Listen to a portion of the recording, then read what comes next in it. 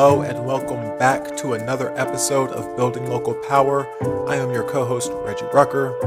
And on this episode of the season we're calling How to Get Away with Merger, we move away from mergers and acquisitions in the waste industry, but stay on the topic of how corporate consolidation hurts our ability to preserve our land and our planet for the strength of our communities today and the health of communities tomorrow.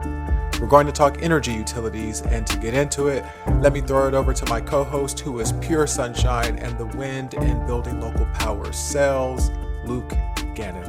What's up, Luke? Aw, thank you so much, Reggie. You are too sweet. Avangrid, backed by its parent company, Iberdrola, tried to buy Public Service Company of New Mexico, known locally as PNM. But let's jump right into the interview. Mariel Nanasi is the executive director of the New Energy Economy in New Mexico. The new energy economy strives to build a renewable energy future for our collective health and environment. In 2021, New Mexicans said no to Avangrid buying PNM. But Avangrid didn't take no for an answer and appealed to the New Mexico Supreme Court. Just last month, Mariel argued against the merger. And today, we have the pleasure of having her on the show to hear exactly what is happening. So thank you so much for joining us, Mariel. Thank you for having me. I want to start off by sort of taking a step back and looking at what the energy industry looks like in New Mexico as a whole. So can you tell us who are the big players and how much of the market do they control? So PNM is called Public Service Company of New Mexico. They are the largest electric monopoly in New Mexico, and they have about 530,000 customers. There's only 2 million people in New Mexico, and PNM serves about 72%, I think, of the entire New Mexico market. There's a number of small electric co-ops that are mostly in the rural areas, and then there are two other electric monopolies: El Paso Electric in the southern portion of our state, and also Southwest Public Service that has an even smaller monopoly. But both the other IOUs, investor-owned utilities, are also monopoly utilities. And then, so Mariel, can you jump into what was it about sort of the makeup of the market, the interest of the players that had Iberdrola and Avangrid interested in wanting to merge with PNM? What were they looking to accomplish? So let me just say that Avangrid is a 30-something billion dollar company in the United States and has multiple subsidiary monopoly utilities, including gas and electric utilities. Iberdrola is its parent, and Iberdrola owns 81.5% of Avangrid. And Iberdrola is like a $136 billion company, and it's a worldwide company with most investments in gas and nuclear, and then wind. Avangrid is looking to expand the market in the United States, in particular in the West. Basically, what happened is there was a cap on the profits, if you can imagine that, in Spain, where Iberdrola is dominant. And so it was looking to expand its financial portfolio. They have had a history, Iberdrola has, of being kicked out of a couple of Central American and South American countries, and just sold off a big portion of their Mexican interests. And so they had a bunch of cash and they wanted to spend it and try to, what they said, literally what they were calling, to form a beachhead, which is a military term from where you land and then you further attack. And that's what the CEO testified to when he was testifying at the merger proceedings when they attempted to merge with PNM. And New Energy Economy led the opposition to that merger. Do you want to get a little bit more background on this? You said Avangrid is looking to expand the market in the US, and they have already tried doing that sort of on the eastern part of the United States in Maine. So can you give us a little background into some of these states that they have tried to expand in and sort of why that has helped guide your research and your fight against them in New Mexico?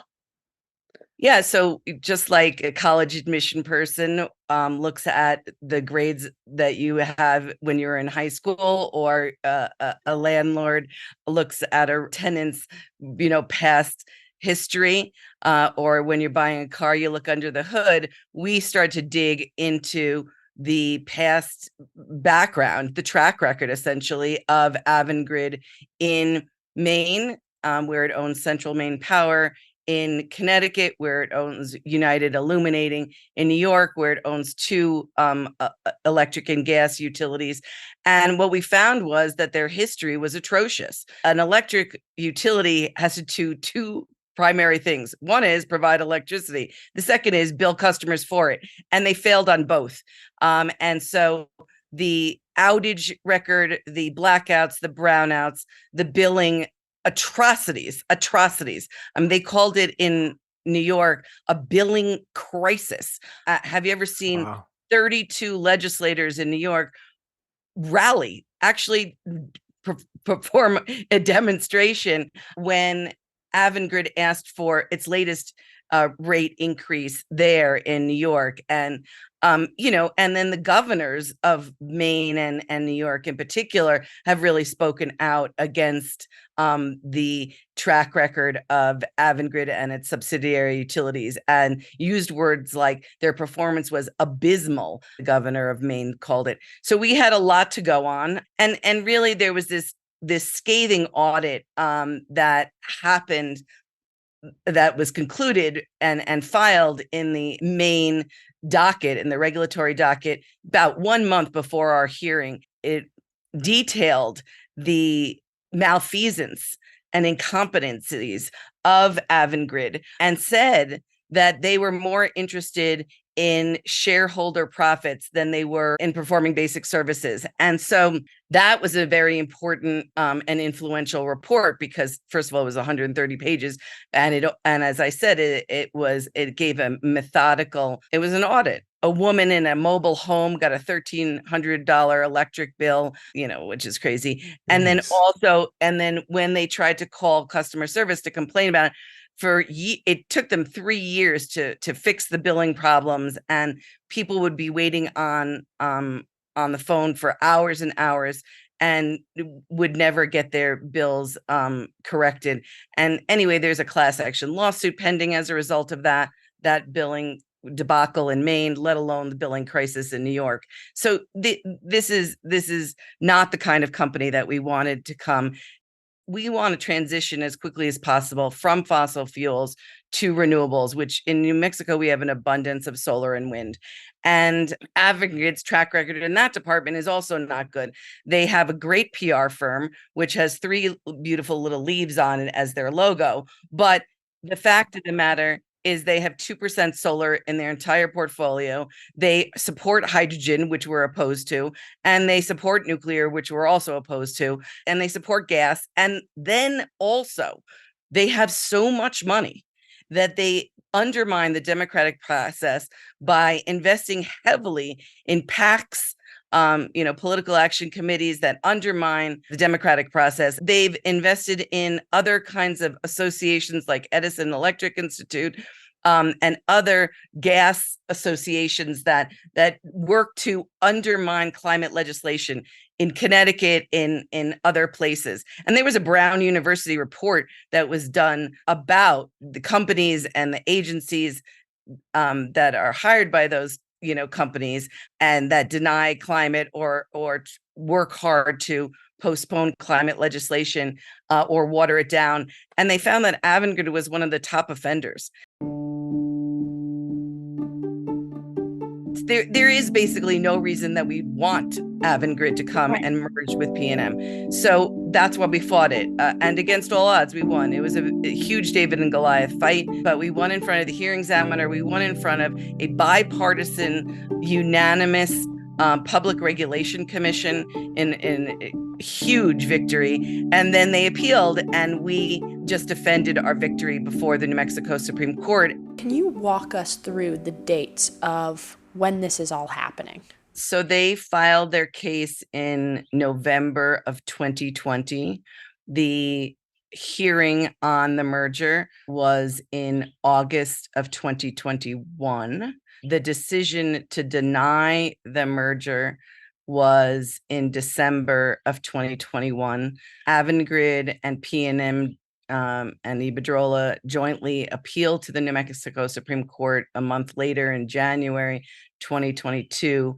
And last month, I argued to defend the victory on appeal in the New Mexico Supreme Court. So sometime I imagine that somewhere in November or December, but maybe January, we will hear a decision from the New Mexico Supreme Court.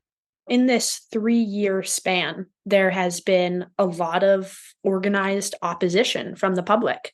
This season is called How to Get Away with Merger. It's, about a lot of these mergers that go through. This is actually our first that hopefully doesn't. So can you talk about what were, the strategies that you all used? How did you do this? Well, first of all, every single day I worked about 12 hours for about 8 months, but I had a great team. And also we had a multi-layered strategy. So there was a political strategy, there was a legal strategy, there's a communication strategy. And it was a sort of no stone left unturned kind of effort. There was a lot of grassroots efforts. This was in particular a bad idea because of Avangrid's track record. We had a lot of material to work with. We put up a really good legal fight. I didn't lose a single motion during the entire case, and we fought really hard. Plus, there was this pending criminal case against the CEO of Iberdrola in Spain for forgery and bribery and for following environmentalists for opposing their gas plant that they were proposing. They had so much money. They gave so much money to Michelle Lujan Grisham, who's the governor of New Mexico. They definitely spread the wealth around to try to buy their way in. And we just got lucky with a courageous administrative law judge who wrote a spectacular 450-page recommended decision recommending against the merger. But we also we laid out the facts. So we did a good job in that way. And, the other thing is they wanted to consolidate the market. And they said so. They said, we want to create a beachhead and consolidate the market. We don't need a consolidation of the market. That wouldn't be a good thing for New Mexico. We want a robust renewable energy competitive market. And so we want to move away from the monopoly stranglehold and really open up the market. You've spoken about it a little bit, but sort of this visioning question on, what would this mean for communities? What would this mean for New Mexicans, across the state if it's blocked? How would this sort of restore a just energy future? I've alluded to some of the shenanigans that Avangrid has been involved in other places, funding of PACs and big campaign political contributions, which I think that they doubled from 20 to 21 or 21 to 22. But that's where they're going, right? That's who they are. And, we know what the result of that is, right? That's how we're at this crisis of climate, which is the undermining of democracy. And we see that in the United States Congress, and we see that in our states. We see that, in Ohio and Illinois with campaign contributions to bail out utilities for the terrible decision making that they've engaged in, whether it's nuclear or coal. And this would put that on steroids because PNM frankly does all that stuff, but they don't do a lot of it. They're like minor leagues, but Avangrid and Iberdrola have so much money and so much access to cash, they pay for their awards, you know what I mean? And then they go and say, oh, we're an ethical company because we've actually paid for an ethical award. Right. Like crazy stuff, right? But they just do it and do it and do it. And then we're like, as grassroots activists and we're like trying to dig up the truth about all of this stuff. So it would make it much more difficult if they were here. But we want to move away from a monopoly, electric monopolies. We want to move towards public power. And we want to have more choices like community solar. And we want to have, and of course, get more access for low-income folks to have solar on their roofs, because that's really about building self-sufficiency, right? And so we want to move in the exact opposite direction and create more democracy, more energy democracy. That's why we fought them, and that's what we're hoping to invest in, and invest in our communities, people-powered solar and locally owned solar. And it's great you exude passion and energy and a lot of like sort of strategic smarts about this work and how to succeed in this work. So the question is there a book that you would recommend to folks out there who are interested in this issue, who are concerned about sort of utility monopolies and corporate control over, the uh, necessary infrastructure? Well, I have to say that, first of all, I think that all issues are connected. And so race and class and energy and democracy, all of these things are interwoven. So I'm just going to tell you my favorite people. Brian Stevenson from Mm. Equality Justice. And sometimes when I'm down, I just listen to him, because I used to be a criminal defense lawyer, and he defends people who are on death row and innocent people as well as not. And so I love him and respect him and find him motivational, and just really has the North Star for justice. So that's somebody who I love. Naomi Klein is another person I love. I'm going to get her new book, Doppelganger.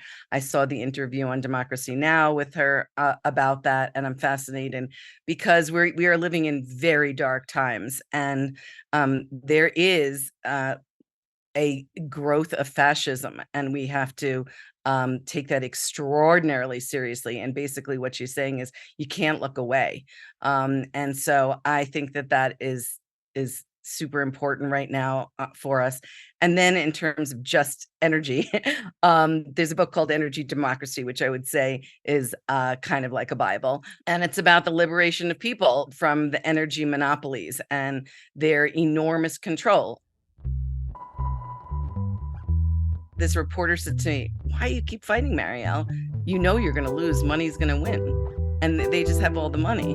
And I just said, well, if that's what happens, it happens. But I'm going to speak the truth, and I'm going to tell people like it is. And then look, we won. If you give up, you already have lost, right? The only chance is if we fight back. And so, so we got to use our talents to do so. And then we have a chance. We have a chance. So, and, love and family and the earth is worth fighting for. Once again, a big thanks to Mariel Nanasi at New Energy Economy for joining us on the show today.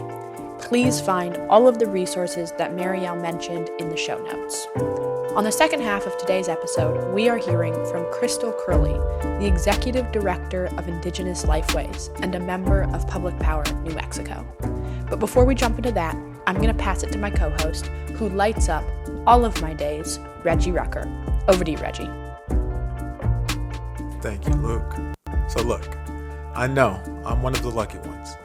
I consider myself to be optimistic about our prospects for the future. But every time I get to hear someone like Mariel share her story and Krystal, who's coming up next, share hers, I'm reminded why this isn't just a naive optimism, a fanciful hope. I know these corporate powers have the big money, the connections, and the influence, but they don't have Mariel. They don't have Krystal. And that's where my optimism comes from. And from talking with these folks, I know what they need is our optimism, our belief in them and in us. It fuels their work. It gives them the energy and the motivation to continue. which is why we need to build the army of people who believe, who have hope, to fuel the folks who are making a difference in their communities for all communities. And you can help build this army by sharing this episode with some folks who care about this work and just need a bit of optimism to know we can and will win these fights. So if you'll forget later, pause this episode, share it with the first couple of folks who come to mind, and then come right back as Luke takes you through another powerful story. Stick around. On the second half of today's show, Krystal Curley emphasizes how Mother Earth has provided us with everything to sustain our lives. In return, we must take care of her. She underlines the harms that large utility companies have on people and the land. But let's start from the beginning of her story. Here's Krystal. My name is Krystal Curley. Kwanzaa Kenya Ani Nishna Kentla Chini Bushichi Nakaida Dashiche Arohana Gatni Dashanele. And I'm from a place called Chicholta. It's about 20 miles south of Gallup, New Mexico, and headed towards Zuni's Pueblo. So I like to say I have best of both worlds, living on my ancestral homelands. I think when I speak about my clans, I'm Towering House, and born for the Red House clan. My Nullies, my paternal grandfathers are the one who walks around, and then my maternal grandparents are the Mexican people clan. And so I feel like my clans have a lot to do with my upbringing. For two of my clans, they're one of the original 4 clans. And so with that, you have a lot of obligations. And I think it's just a natural way of being in leadership. And so I really like to recognize the matriarchs that have raised me. My grandmother, she was I believe, well, I know well, the one that I know personally, but I know my ancestors have really just paved the path for me. But my grandmother, my mom's mom, she has just been very influential in the social justice movement. When she was about 23, she didn't know that much English. And this was 1940s.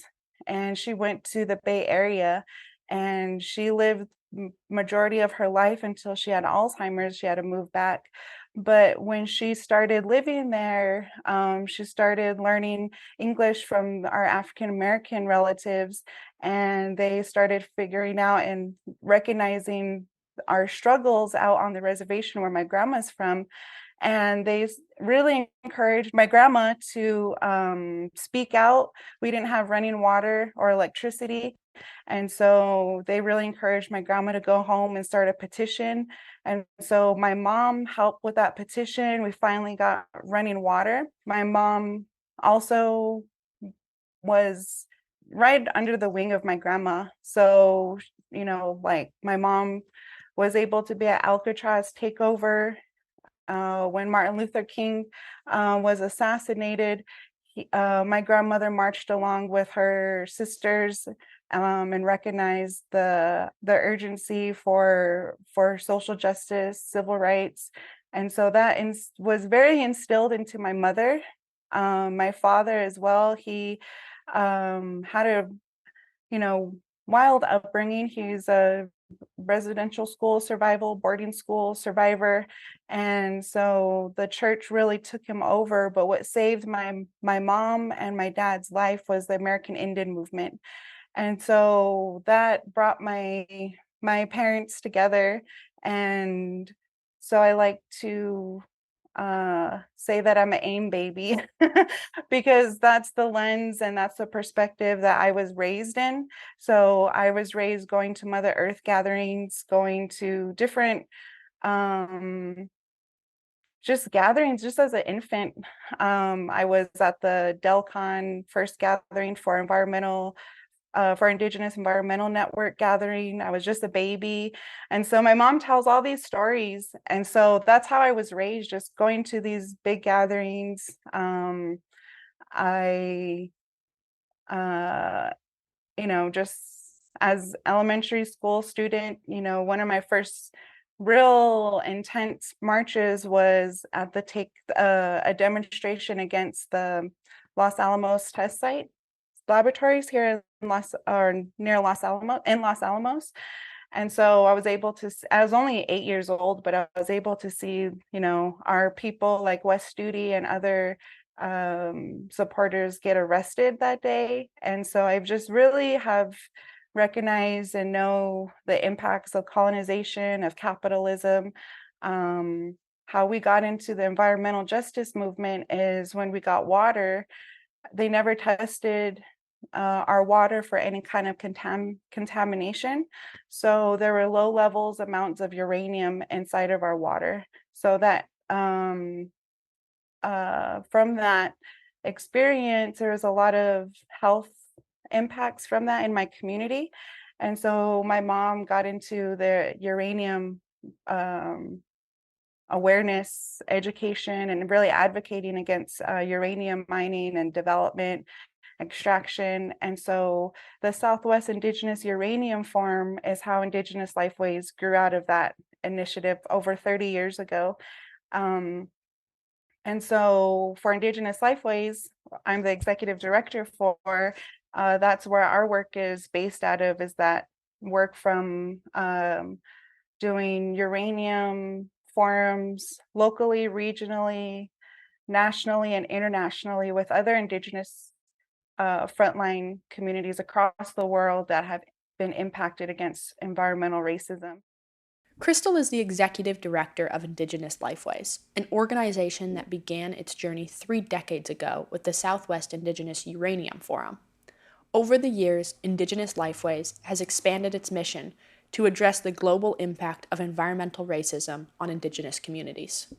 Our work really stems from is really advocating and bringing awareness, education to our communities about the different impacts of extraction, going beyond just uranium, but we have 140 years of extraction from coal industry first.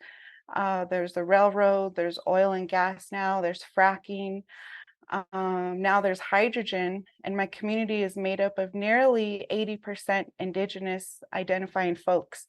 So that really paints a picture of, where I'm from and, the impacts of these extraction industry. My family likes to call them war criminals and energy war criminals, these types of industry. And so we know the tactics that they use, how they mislead us, the propaganda that is used, the millions of dollars that's funneled to propaganda, greenwashing. So how it funnels down to us, it's the same tactics that they use for coal. It's economic development, it's jobs, we're going to bring in all this funding, and your family is going to be able to buy a house and vehicles. And when you're talking to a community that doesn't have that, we really have a lot of impacts on housing, transportation issues. The list can go on, but what sustains us and sustains the movement of our work is ceremony and recognizing sacred sites, recognizing our traditional stories around these elements that we're protecting of water, of our land, the plants, the animals, the microorganisms, the air, even the fire that's within Mother Earth. That's what we're trying to protect. Indigenous Lifeways and the new energy economy have had a long-standing relationship with a commitment to put electricity back into the hands of the people. Mariel helped inform ally organizations about the Avangrid and PNM merger, including Indigenous Lifeways. The very sneaky ways that these utility companies are able to mislead our communities. We know PNM isn't for the people. We know these utility companies are just in it for themselves and wanting to make money. We know PNM and a lot of these places where they get power from is in our homelands in the Four Corners. And so It's not surprising, unfortunately, that PNM would consider doing these types of mergers with Avangrid that doesn't have it just has a laundry list of crimes that they've done against people, really just misled not just our communities, not just in New Mexico, not just on with the Navajo Nation, but it's across the world. These multi-million, billion-dollar companies that have the capacity to mislead and hire people to greenwash advertisement to there's these scientists and they're misleading data to prove their points, but when we're able to expose these data, expose their financial schemes for climate change, and what we're trying to do is just expose the false solutions that they're wanting to promote in this time. So I'm also a PNM consumer. They don't tell consumers about these types of mergers or tell them the effects of it, what the long-term implications are for these contracts that they're doing.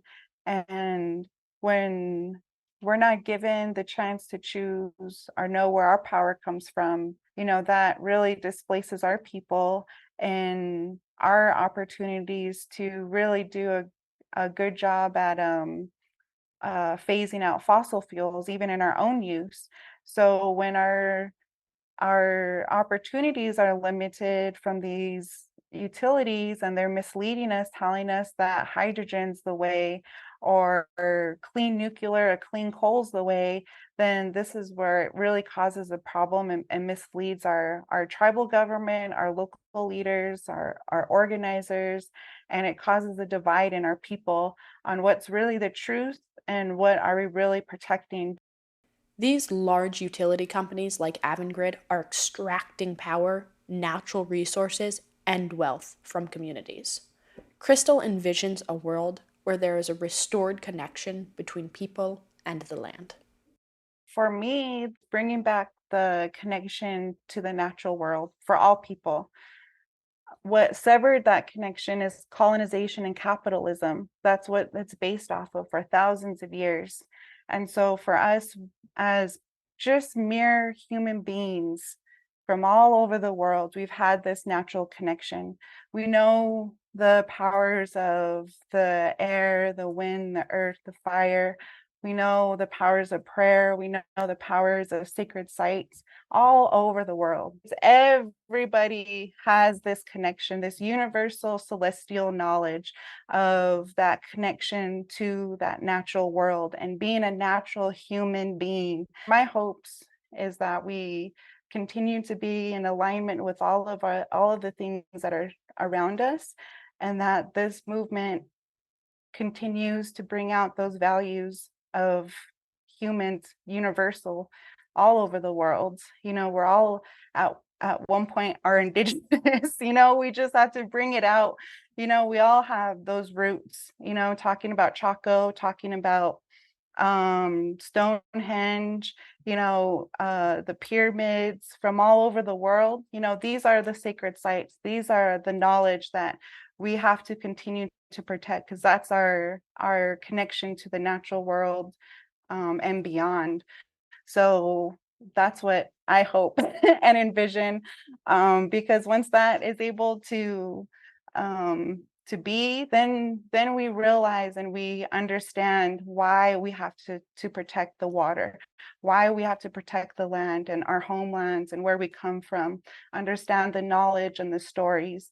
It goes real deep, and I think when we're able to have that connection, we're healing bloodlines, we're healing our blood cells, our blood memory is going to ignite when we start learning these ways of the natural world. Krystal has a very timely book recommendation. So one book that we really recommend to a lot of people, even before they said they were going to make a movie about it, is Killers of the Flower Moon. That book has been an an incredible eye-opener to what this industry, the bloodshed that this industry is willing to do to gain money and resources and land. And I am really looking forward to the movie, but I am just really, if you really want to get a really good look, I highly encourage reading the book, because it has incredible testimonies at the end of bringing it to now what the Osage relatives are experiencing even to this day for generations. But it's just, barely 100 years ago, and the Osage people were the richest people in the US at that point. And to see that story, it's going to be a really incredible movie, but like I said, it's very triggering to see what has happened to our people in the past. And from it, that's where the FBI was born, out of this type of incidences with Indigenous people. So I really encourage you read the book, because it's just like, I couldn't put it down. I read it within like days. Thank you so much, Krystal, for your stories, deep wisdom, and knowledge. It was such a pleasure having you on the show today. This episode is airing at the perfect time for Krystal's book recommendation, because The Killers of the Flower Moon movie airs in theaters tomorrow, October 20th. Please read the book and check out the movie. I would like to uplift a couple of resources to learn more about what Krystal mentioned in this episode. The American Indian Movement, or AIM, was founded in Minnesota in 1968 to address systemic issues of poverty, discrimination, and police brutality against Native peoples. Today, AIM supports Indigenous movements across the country. To learn more, please see the show notes, where I will link to AIM's website and additional resources. To learn more about the Los Alamos testing site that Krystal mentioned, check out an episode on the Red Nation podcast called What Oppenheimer Left Out, also in the show notes. And please do check out the show notes to learn more about the incredible work of Indigenous Lifeways. Thanks for staying tuned. Yes, thank you both.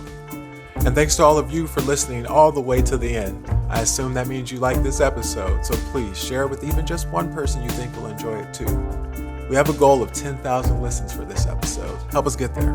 And if you're not a subscriber to the podcast yet, make sure to hit that subscribe button so you know when every new episode drops. And of course, your donations are essential to help us keep this podcast going and support the research and resources that we make available on our website for free.